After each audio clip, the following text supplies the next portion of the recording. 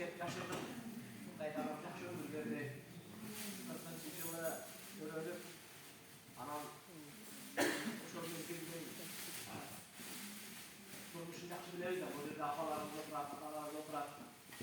Anadolu'daki nizam, Anadolu'daki olgan tartip, bir oşunday bolsa dagı jogorku bilimli bolup, 6 balаны özdürüp, özü ömür boyu muğalim bolup işlep, bir kança emgektin ardageri olup, medallары, ödülleri, sыйлыктары бар мамлекеттен алган. Анын жакшы жери өзү чүкөдөй болгон кемпирлер турат, ичи чоң кемпирлер. Чоң кемпирлер, баардыгын батырат эле.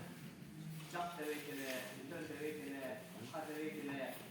Колунан келгенин бар, илгери ошо чоң энелерден, чоң апаларыбыздан көрүп калдык.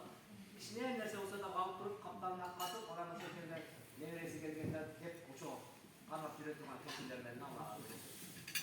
Анан намазына бекем, орозосун бүтпөй туттук.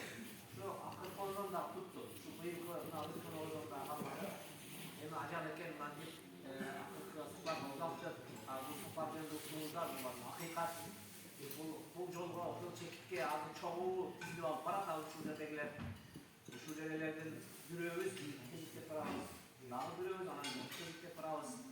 Ошондуктан Кудай Таалам баарыбыздын дүйнө акыретибизди тең болуп берсин. Эми урматтуу жана жакшылар, жакшыларыбыз баарыңыздарга рахмат айтам. Убактыңыздарды бөлүп, мындай Кур'ан үстүндө маталууларыңыздарды берип кетип атасыздар. Дагы бир жолу мына биздин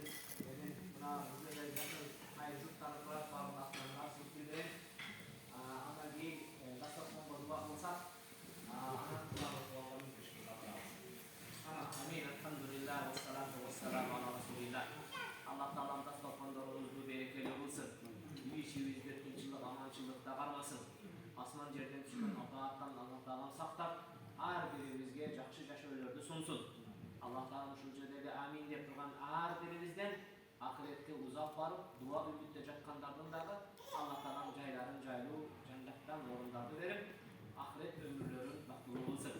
Вассалиллаху ва барак аля саййидина